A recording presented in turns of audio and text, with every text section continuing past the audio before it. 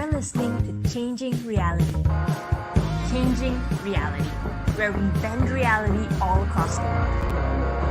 Only on WQHS Radio. So hi everyone, Harsha here, and welcome to another episode of Changing Reality. We're so excited to have you guys with us here with a very special guest. I can't spoil it much for you guys, so stay tuned to find out more.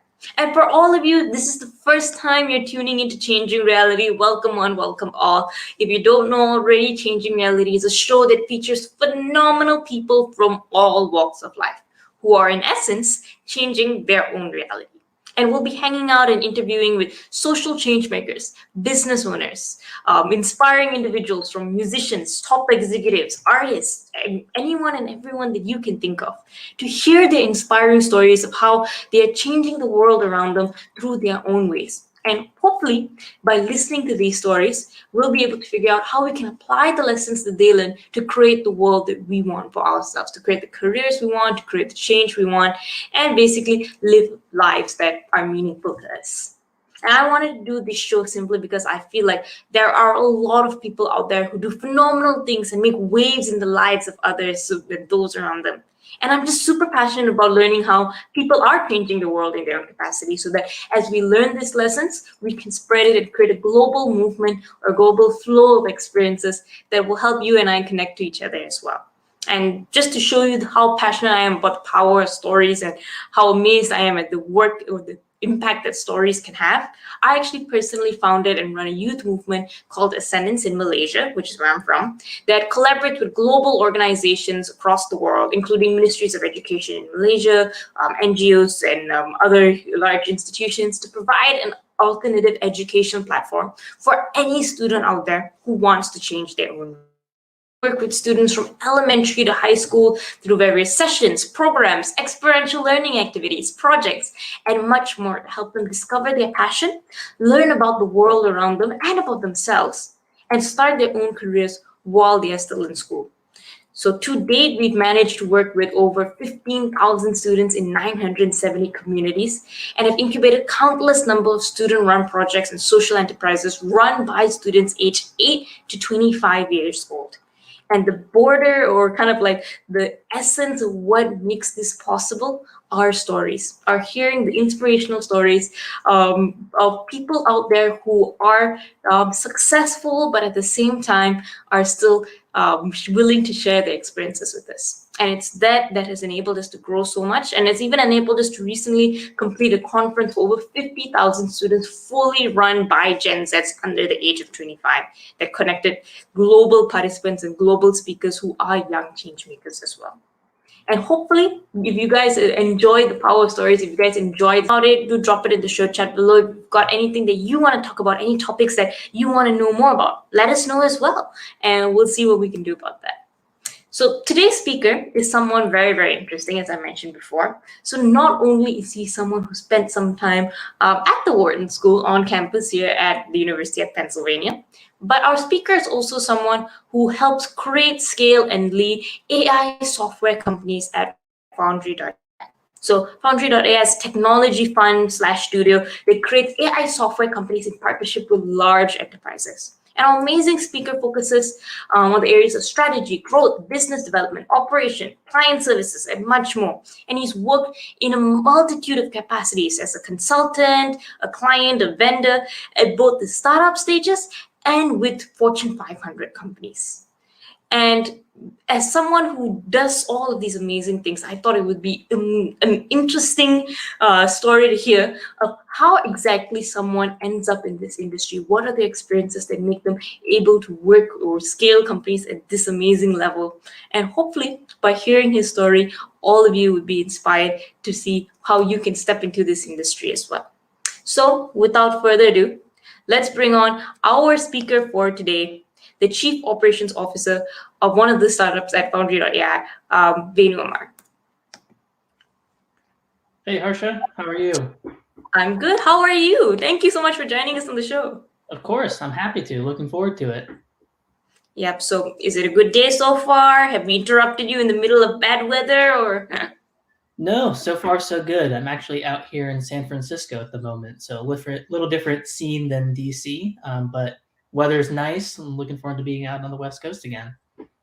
All right, thank you so much. And as I mentioned earlier, as a spoiler, you were actually once here in Philly with us. You were at the Wharton School and all of that.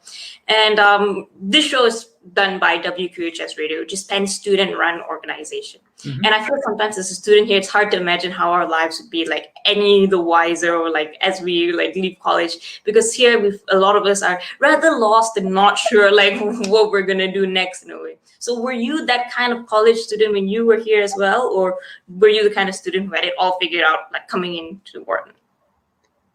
No, definitely the former. So, yeah, I came into Penn actually in the dual degree program. So I was part of the life sciences and management program at Penn.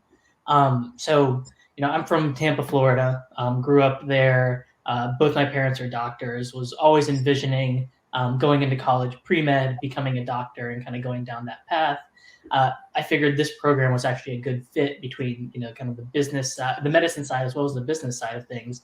And so I joined Penn expecting to be a doctor, kind of going in and thinking that would be the path. But, as you can now see, that was not what eventually happened. Was very much interested, started learning a little bit more about the business world, and very much kind of got sucked into that side, learning more about finance and marketing and management and things like that, which really stood out in my mind. So I actually ended up pursuing the degree in Wharton specifically, and really kind of the science side of things never really intrigued me or interested me as much after that. Okay, so glad to know. I mean, like it's hard to be at Penn, I feel, and not get sucked into the business side of things, and not to at least like experience that a little bit. So like, totally understand.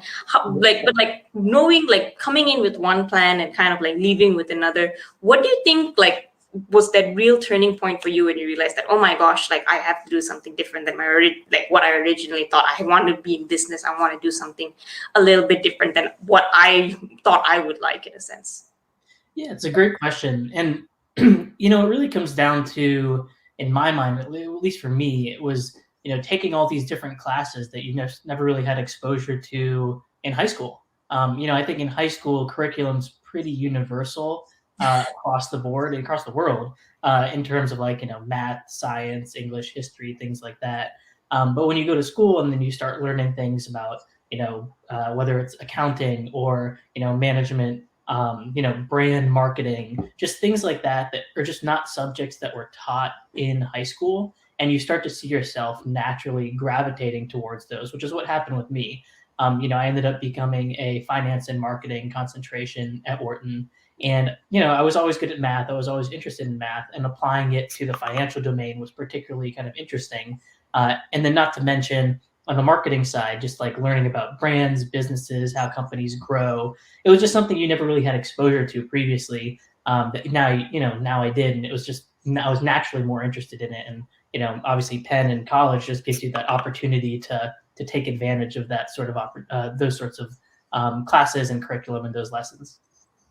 All right, and just because I know a lot of people who want to be doctors and then like don't want to like continue that path down the line, how did you go back and like talk to your parents about this, or talk to your family and basically be like, hey, I've gone to college, I've discovered that I would like something else and this is not really my interest?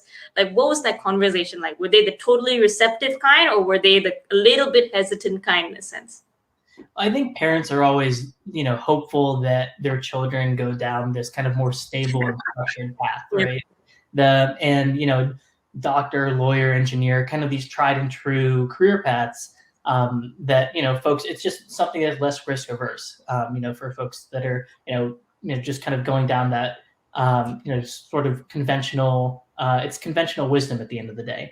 But my parents are great. I mean, my parents are very supportive of everything that I've been doing. And, when I told them, like, look, I don't think medicine is really for me. I'd love to learn a little bit more about the business side of the world, whether that's, consulting or technology or finance or whatever it was. And look, there's a reason I'm here at the Wharton School. I think they kind of got the idea, and they were very supportive, and said, look, it's your choice, your decisions. We support you in anything that you want to do. So, frankly, it was a pretty easy conversation to have. Okay, very cool. And how and moving out of Wharton in a sense, knowing that okay, business world, here I come. What was the first thing that you tried? What was the first thing that you wanted to get into in a sense? I know you did an internship. You were an analyst, if I'm not mistaken, at one of the venture capitalist firms. If I'm not mistaken. So, like, how did you know that? Okay, what direction do I take? Because business is such a huge place to even think about in a sense. So, what set kind of like your direction? So my path was kind of interesting, in that you're right. Like business is so broad. Like you can kind of boil a lot of things down to just business, quote unquote. When my first internship, I guess my first real paying job, frankly, was with a gentleman down in Tampa who owned a real estate private equity firm. And that's just kind of, run of the mill, Wharton School, business. Just that's what a lot of folks do. Go into something finance related, whether it's banking, private equity, hedge funds, this, that, or the other. And, it was just something that I thought, look, a lot of folks are talking about it. Let's try it out and see if I like it. And, I was fortunate enough to be connected with this guy and, was able to get an internship there for the summer and try it out. I think that my approach generally has always been, because I have so many, like a myriad of interests. So it's what do I, it's not necessarily like what do I like doing, because I like so many different things, but it was really just around this idea of like what do I dislike doing, and really the only way of identifying that was to try different things. And so there was an internship in real estate private equity. There was an internship in investment banking. There was an internship at a pharmaceutical company. Like I just had to try these different experiences to see what I liked and what I didn't, but more importantly, what I didn't like. And, just start to hone in that way in terms of, this aspect of the job I really enjoyed, this aspect of the job I didn't. And it just helped me tailor more and more towards, what I think is my eventual career path, which again, it continues to be, very flexible and changes and it's very dynamic. But it's just allowed me to get more and more refined in terms of like, and I know what I definitely don't like doing, and I continue to kind of optimize on what I enjoy doing essentially. Okay. And I see that from the like actually going and having the internships, trying it out, I think is definitely the best way to learn because you don't know until you're actually there, right? No way. Exactly. Yeah.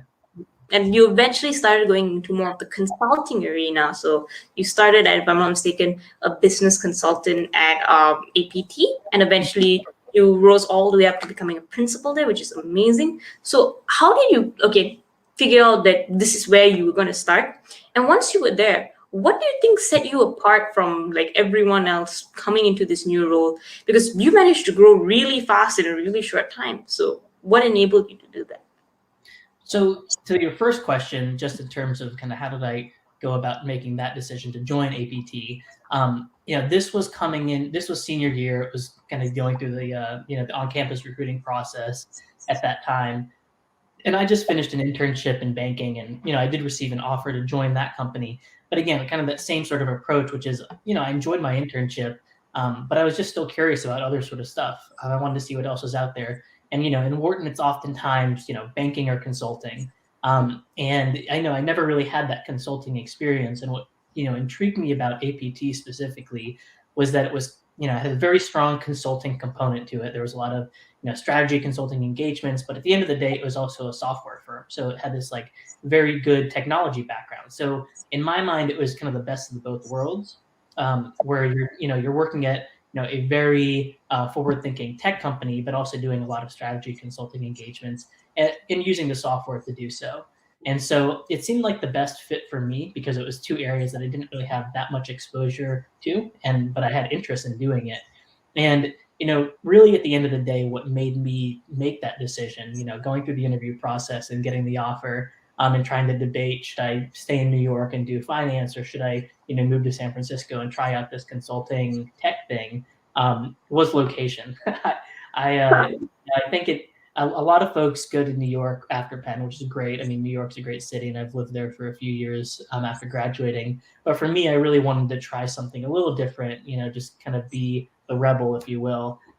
So move out straight to San Francisco and try the tech consulting thing with APT. So it was interest in that interest in that business, but also the location was very interesting to me, and I'm very happy I made that decision. So location proves true in a sense. All right.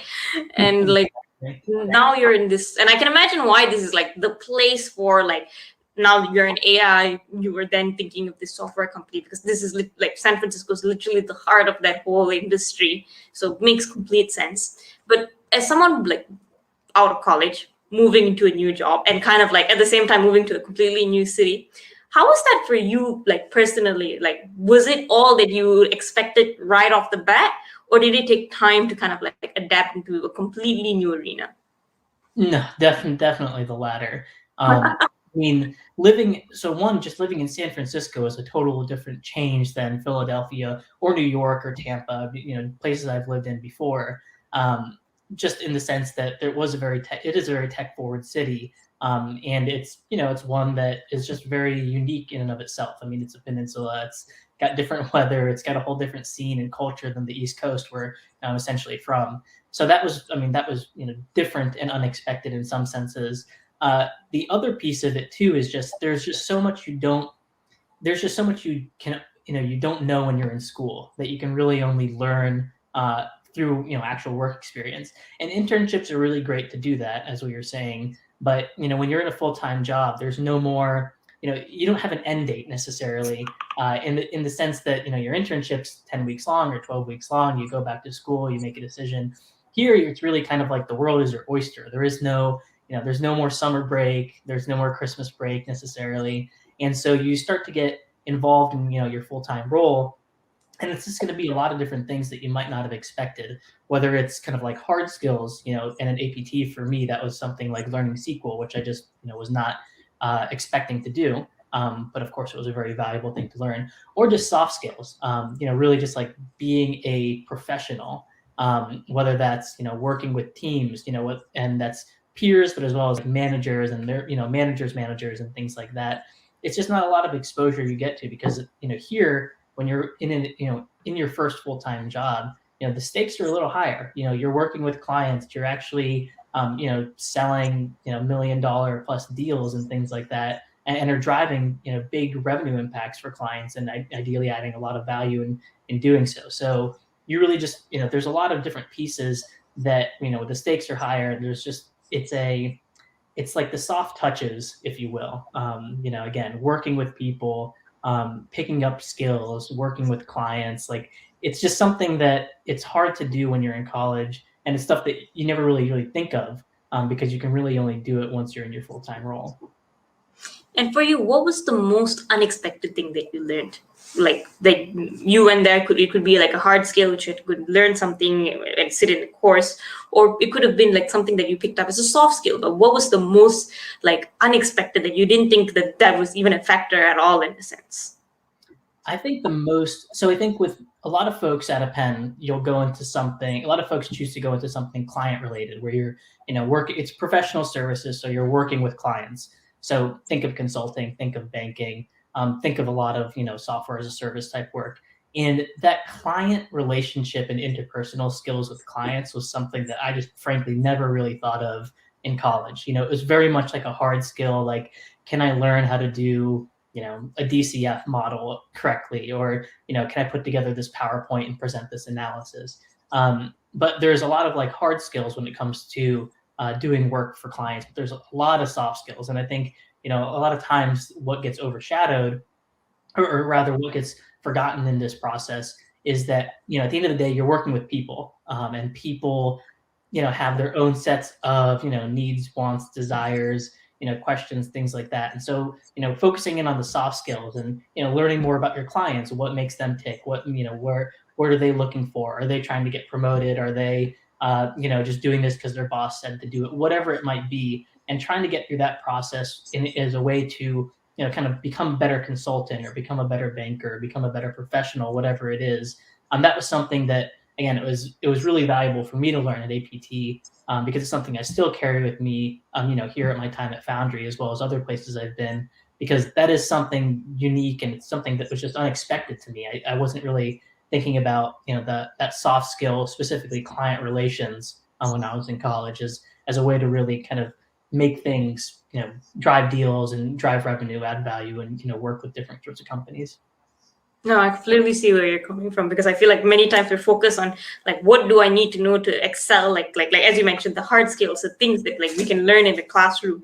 But things like managing clients, I feel is something that even today is something like extremely hard to actually learn unless you are actually managing a client, thinking about them day and night, and kind of like figuring out how you can work on their project and all of that. So what was like, could you share like maybe one story or like one experience where you worked with a client and you realized that, oh my gosh, like I've unlocked the secret of managing clients, so like that you've actually felt like that you were learning this skill on the ground working with this client? Well, what was your biggest lesson from a client, I'd say? Well, I don't know if I've unlocked the secret yet. Ever-ending, never-ending process, really. And all clients are different, and all different, all situations are slightly different. But I had a lot of clients at APT in the Phoenix area, so I went to Phoenix quite a bit from San Francisco and worked with them. And it was really interesting because those became some of APT's largest accounts, but also some of the ones that I helped directly influence and grow. And so I was very personally attached to them in some respects. And there was a lot of things.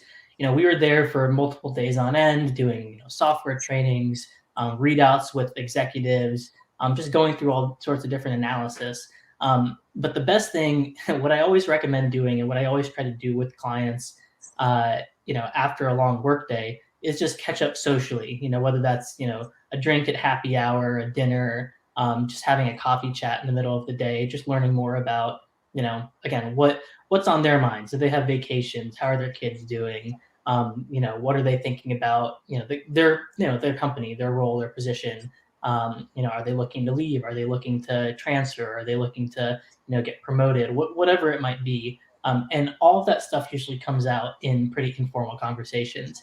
And I think the best way to get that out of folks, in so to speak, is to share more about yourself as well. So I think just naturally talking a bit about what your goals are, and what you're hoping to do with your career, or where you went over the weekend, or what restaurants whatever it might be. Having those personal connections with folks at the end of the day, it made it that much easier, frankly, when you're interacting with them, to say, this is not just a voice on the phone or a face on the screen. This is a human, a person that you're actually working with. And at the APT, for instance, its goal was to sell software, and frankly, people like buying software from people they like speaking with.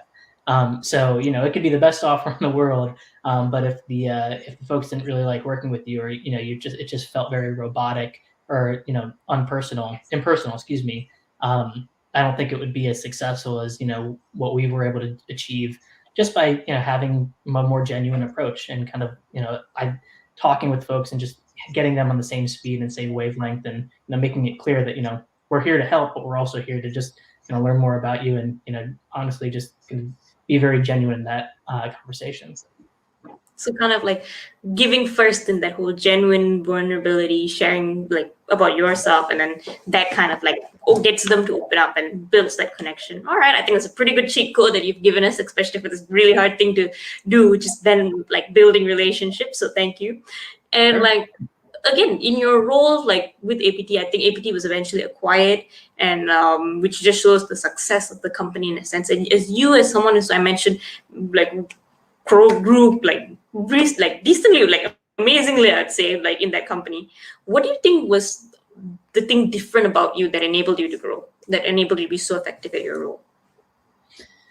So I would say it's two things, one of which is the environment that you're in. And I think APT had a really strong culture and a really strong environment, in the sense that they hired people in there that wanted to be there, and also wanted to grow with the firm, and kind of built a structure where if you were succeeding and doing well, and you want to take on more responsibility, and they will let you take on more responsibility.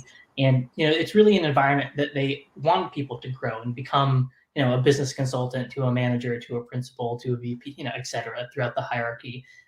They really wanted people to learn and develop. So it was a lot of the firm itself was great at investing in its employees, and then building just a really great culture of doing so. So I think that was really valuable.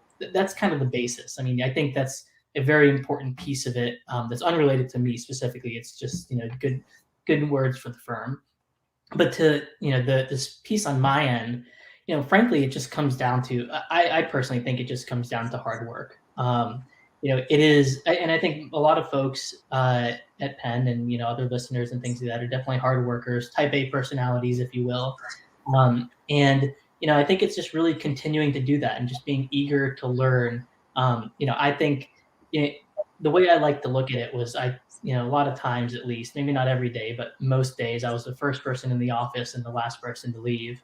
And particularly when you're new in your career, that can be very valuable. It's not a matter of there's this whole idea of oh, this is FaceTime or is this not FaceTime? It's not so much that in my mind as it is how committed are you to learning and just absorbing everything that you can from whomever it might be, whether it's peers, junior associates, senior managers, whomever it might be across the board. And so I think in that way, just being able to, learn from folks and kind of, continuously gathering knowledge and just being there and being dedicated and taking on any sort of assignments that are there. You want people at the end of the day to say, we need to staff someone else on this next project. I'm looking for Venu, or whomever it might be. I think you want to be that person at the end of the day that can be, counted on and reliable. And so my advice for folks is, just work really hard, get up early, stay late, take on as much as you can, because you don't really know where that'll lead you, but it's kind of the best foot forward in any sort of new job.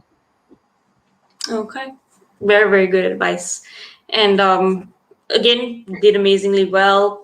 Stepping out of APT in a sense, and the next thing you did, if I'm not mistaken, was with Zodiac. So Zodiac is a predictive analytics platform with a focus on customer centricity, and it was, I think, the idea was that it could accurately predict the purchasing behavior and lifetime value of individual customers and customer segments. Yeah. And it was actually, I think, one of the co-founders was actually a professor here at Wharton, and Professor Peter Fader, who we actually had on the show a while ago.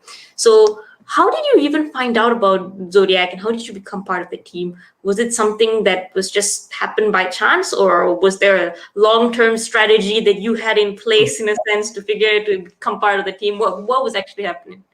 I would say a little bit of both, in the sense that so I think it was around 2015, but one of the other co-founders and the CEO of Zodiac, Artem Marichin, he was a classmate of mine at Penn. So he was in the LSM program with me. And around in 2015, I would say, he reached out because I think he was in finance at the time. He was doing investing, and he was essentially in this process of creating this company, creating Zodiac, and wanted to learn more about my experience in SaaS and analytics, SaaS specifically. Because I was one of the few folks, frankly, who went and graduated from Wharton and went into software as a service and was kind of doing these things with the types of clients that Zodiac was looking to sell to, retailers, restaurants, e-commerce firms, things like that. And so Artem and I chatted, and I just gave him my perspective on it, what I liked about working in SaaS, how it worked at APT, how clients were thinking about lifetime value and customer analytics and customer centricity. And I remember leaving that conversation and thinking, if I ever wanted to leave APT and join a startup, like a true startup in the sense, that would be my first call. And so 2 years later, when I did want to leave APT, I pinged Artem and said, look, I'm thinking about leaving, was wondering how things are going at Zodiac, and would love to just have a conversation about it. And by happen chance, he was in San Francisco. We got a drink, we caught up, we talked about it, and that was officially the start of my interview process with them, where we were essentially going through what I could what would be a good role and fit for me at Zodiac, where they were, what were they trying to achieve, things like that. So it was a little, serendipitous in the sense that, Artem gave me this call and was talking about it, in 2015. But again, in the back of my head, I was always thinking this would be a good place to go, should I choose to leave APT in the future. So all worked out well at the end of the day. Okay, very cool. And you brought up this point about like this whole if you were to join a startup question in a sense. And I feel like another thing that happens to a lot of people at Penn is there's always this kind of like feeling of like how would working in a startup be, because we just have like like a quite decently amazing like entrepreneurship kind of like or looking at the other side if you're in VC or you're learning that kind of stuff. So like from your point of view, how was working in a startup? Was it the complete opposite of working in a larger, more established company? Was it what you expected it, or like what caught you off guard and like completely was different from what you thought it would be? It was expected in the sense that everything was unexpected, if that makes sense. It's a very interesting and unique experience I think people can have, because it's very chaotic. There's no structure. It's a lot of ambiguity, and it's a lot of just problem solving, whether that is hard problem solving, coding, figuring out some sort of analysis, this, that, or the other, or just like soft problem solving when it comes to like how should we go to market, who do we need to hire, how do we actually convert this client, how do we position the product, things like that. I mean, it really is kind of in my view, the best place to learn quote unquote business, and at least at a very broad view. So I think, in a lot of places you can learn a breadth of experience. A lot of places you can have a depth of experience. I think in a startup you get both, because particularly like an early stage one, because there's just so much to do. There's so much to do, and so many different, and so few people to do it.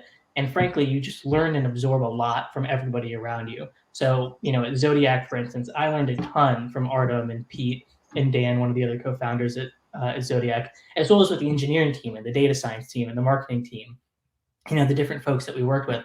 And whereas, at APT, you learned a lot from the folks around you. But I was pretty isolated in like the consulting or client services end of APT.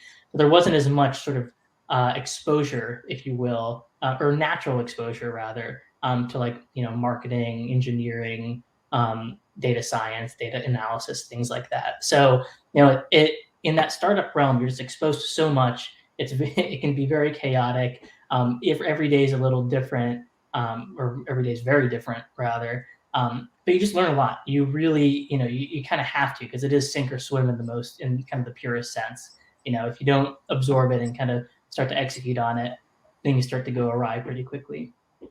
Yeah, and you have you had quite a challenging role at Zodiac as well, VP of Strategy and Operations, which is two things which I think, again, on strategy side, it's something that you have to pivot quite frequently in the startup space, and on operations side, there's always something that can be done better, something that needs to be worked on. There's a lot of, like as you mentioned, chaos and a lot of changes that you need to kind of like focus on a day-to-day basis. So for you, in a sense, what was your biggest lesson in working on the startup space that you think like helped you throughout your career after that as well? The biggest lesson, I mean, I need to think about it for a second.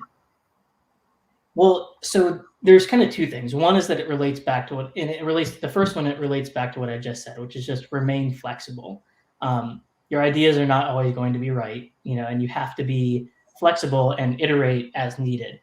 At a startup like Zodiac, I mean, we could change our corporate strategy after a 5-minute discussion. It was, that's the benefit of a startup. It's very nimble, and you don't require a lot of decision makers to make a really pivotal decision about the company.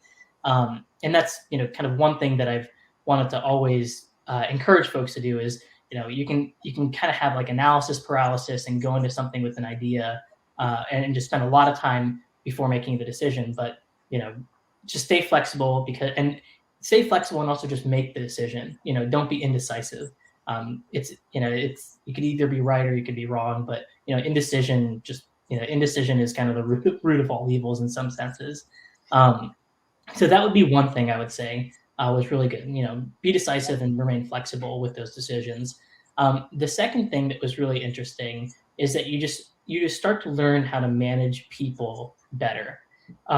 And it's different types of people. So, at APT, there was a lot of folks I was working with who are, junior consultants, and you get a pretty good sense of how to manage junior consultants because the work streams are pretty similar. You've done it before, and you kind of have an idea of people's personalities and it's something that can become pretty natural over time.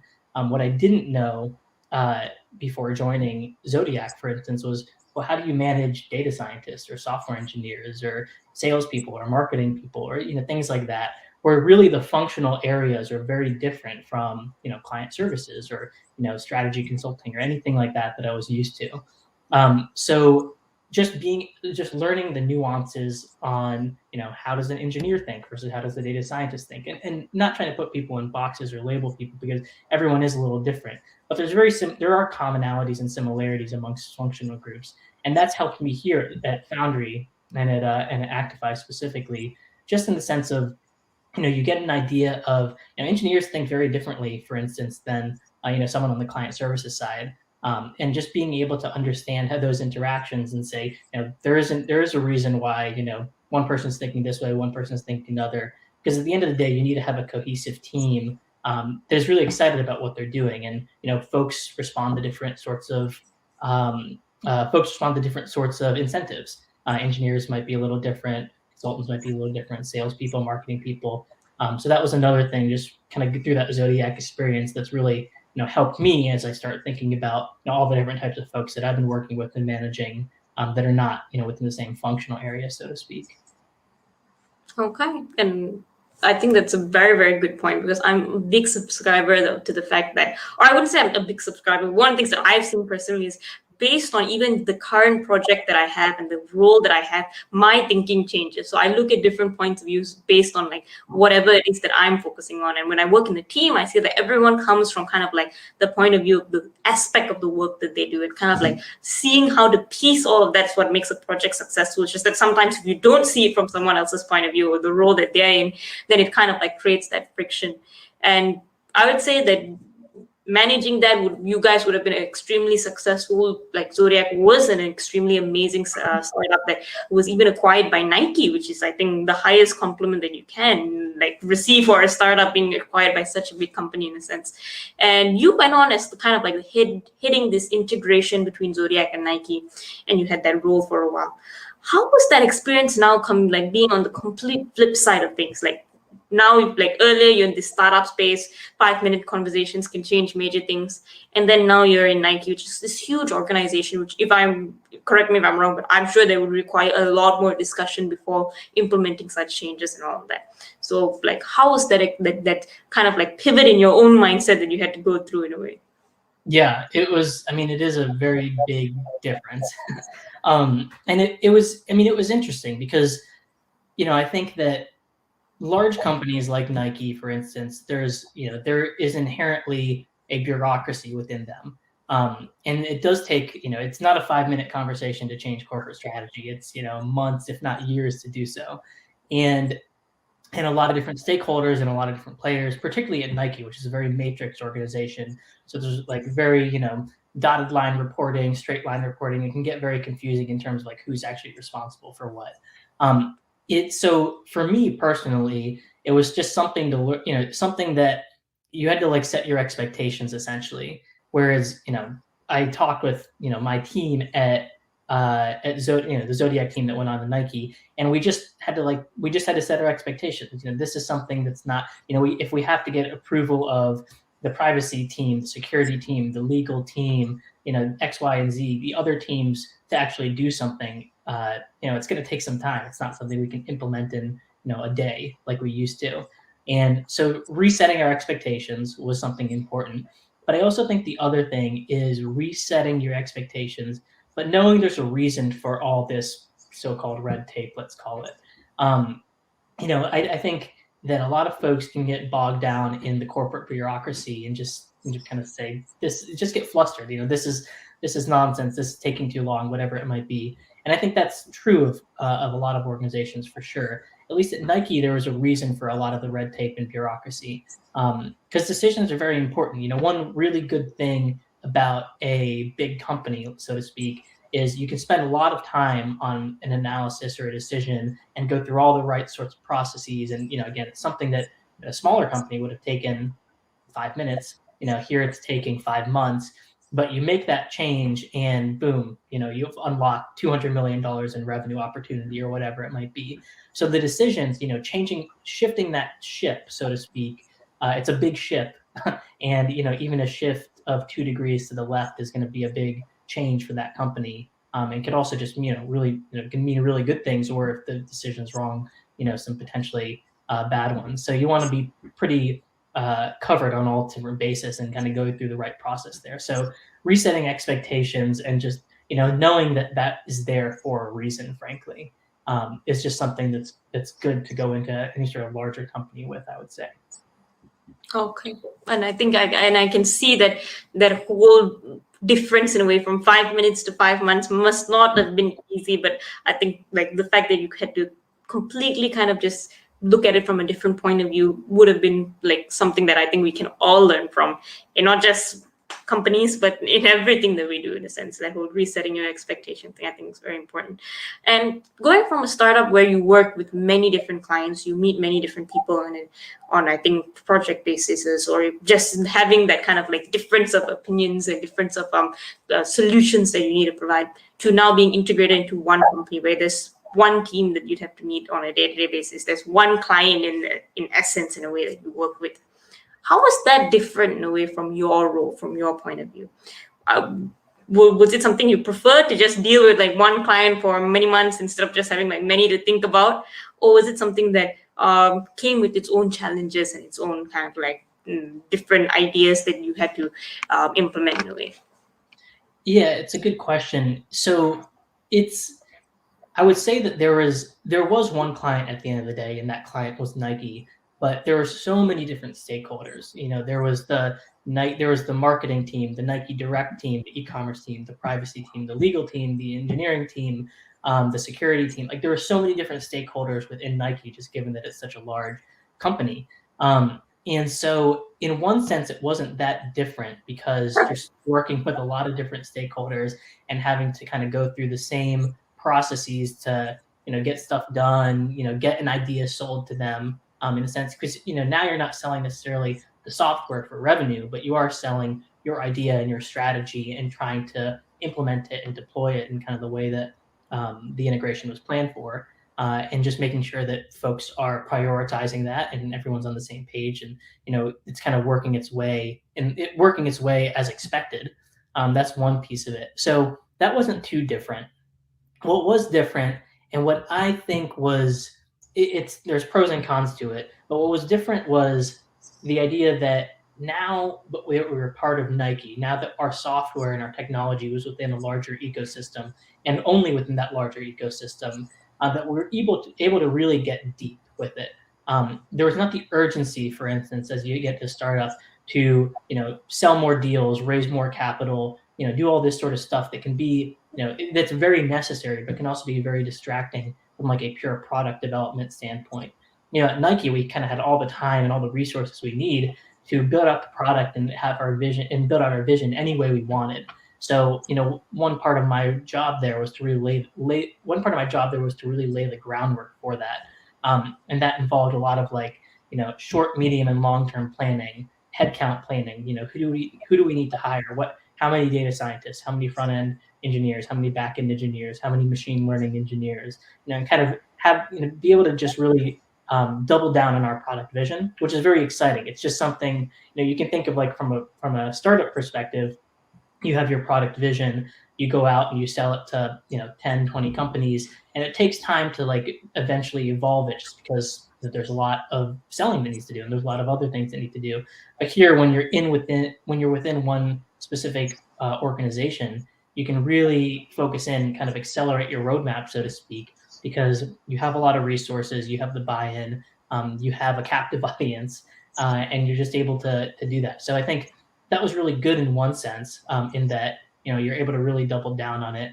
I said there's pros and cons. I think the con is that it's at least for me, it was a lot more fun, that kind of the chaotic nature of the startup world, where you're selling to a lot of people, you're raising capital, you're kind of battling against time in some respects, and so that appeals to me personally. But I can there's other folks that can really kind of double down on the product side of it and just kind of stay focused on that piece. Okay. And I definitely see kind of like both of that. On one side, you have now an audience that is committed to seeing that product being developed with you, seeing the technology grow with you.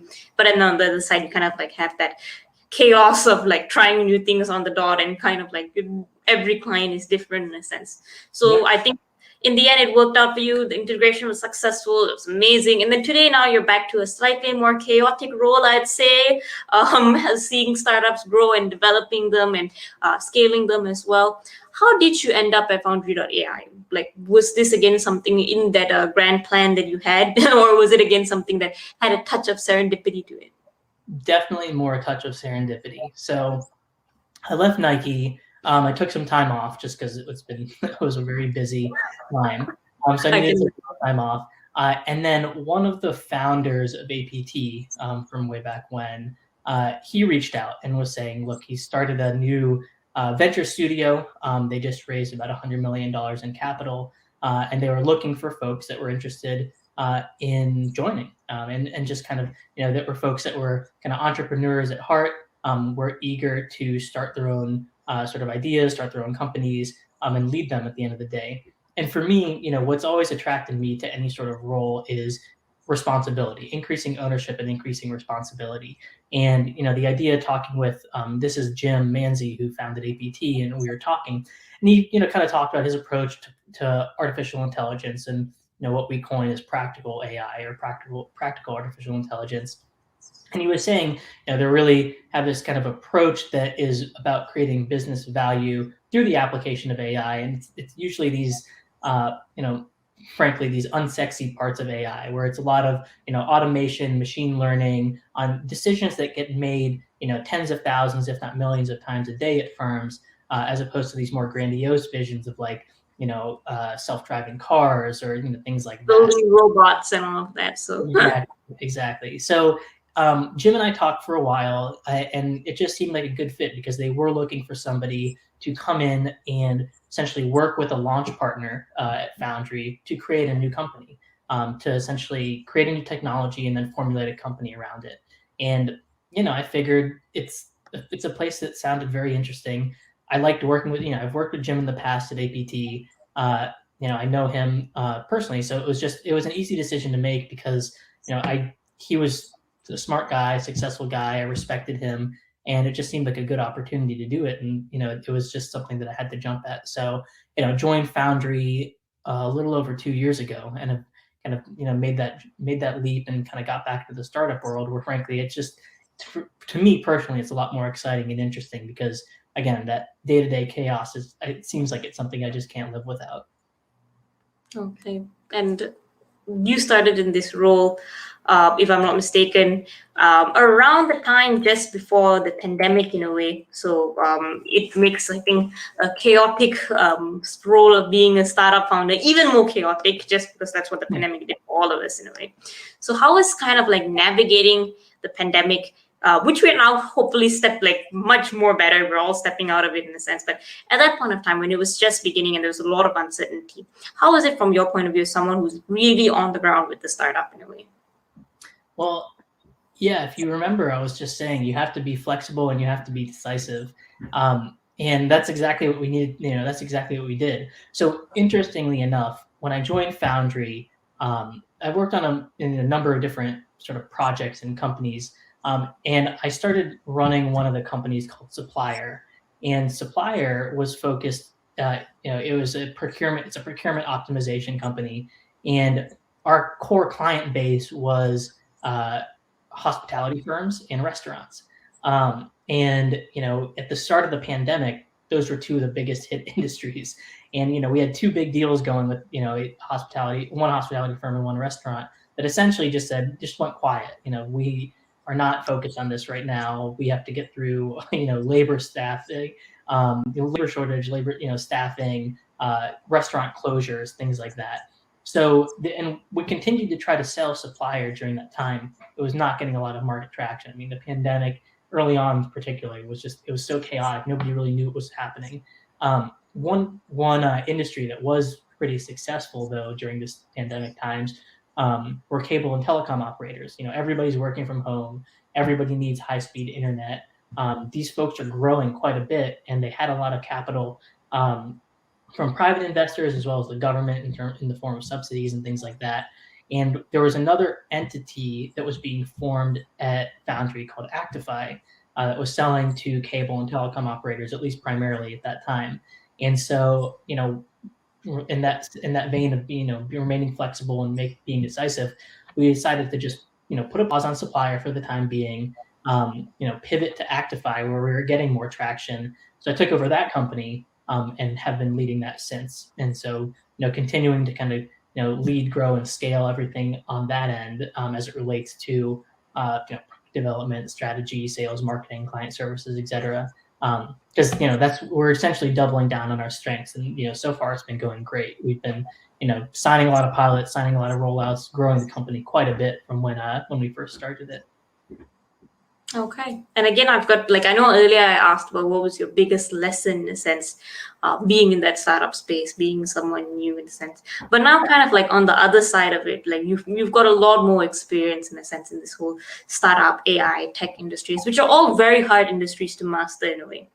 But what do you see, as someone who now comes in as a founding partner with these startups and all, what do you see as one thing that startup founders don't often look at?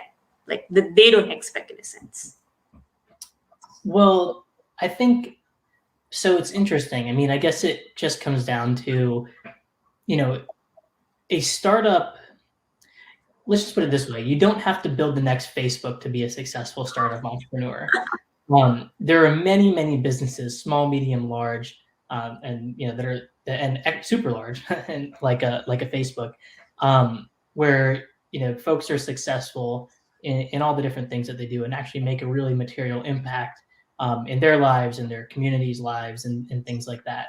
And so, I think that it's always wise to think big. I think there's a lot of evidence, empirical as well as just anecdotal, that it takes as much effort to build a big company as it takes to build a small company. So it's always good to think big, but by no means if your startup is 20 employees and you have you're generating a lot of value for your clients and doing a lot of good things in your community and just doing the right sort of things and changing people's lives. By no means should anyone feel that you need to get to the size of Facebook to be accomplished or successful. I think that's one thing that a lot of startup entrepreneurs should frankly just keep in the back of their minds, that starting a new company is hard, and growing a company is really hard. And there's a lot of different successes and wins that come along the way, and it can be small, it can be big, but at the end of the day, it's really truly something that you should value and you should really latch on to, because it's something unique that you've tried and were able to kind of go through the ups and downs and make it happen. So that would be that's kind of one piece of call it advice or wisdom or whatever it might be, that you don't have to be the next Facebook, you don't have to be the next Google or Apple. There's a lot of different avenues and paths to success in the startup land. Yep. And also I think it kind of ties into the earlier thing that you mentioned about there's things like even AI in a sense. There's always the glamorous parts of it, but there's also a lot of other space that maybe people don't always see in a sense. So you may not be coming up with the next self-driving car, but you may still have something functional that actually can help people and actually improve their business, bring value to clients and all of that. So again, now from the business point of view, in a way, what is your advice for all of the maybe Penn students out there, since you're from Penn as well, who are coming up with an idea and they aren't sure whether this idea is going to work, or they may have many ideas, or they may be kind of searching what they should do. But if someone has an idea, how do they know whether this idea is workable? How do they know whether this idea is feasible and whether this could actually be something like the next big thing in a way? So I think talk to a lot of people, particularly smart people, people that they respect, mentors, professors, whomever it might be. I mean, talking and discussing this idea with folks who have been there, have done it, who might have some unique insight is always a good starting place, I would say. The second point is just do it.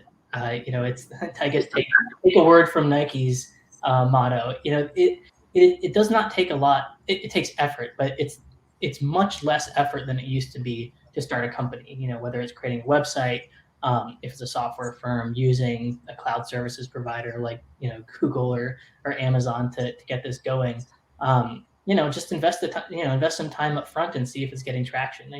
I'm a big fan of what we had at APT, which is a test and learn software. Just try it out. If it's working, that's great. If it's not, see what you might need to tweak to see how to make it better. Get market feedback. I mean, the best way of figuring out if something is going to be successful is just by doing it, learning from the market, and iterating from there. So I'd say do some upfront research. Don't go into analysis paralysis, because you can talk to hundreds of people and get 100 different opinions in terms of what to do. But talk to a few folks that you very much value and respect. Make that decision, and I think just try it out, because the barriers are becoming lower and lower, and I think it's just that much easier these days to start something new and pretend maybe you are on the next Facebook and you just don't know it.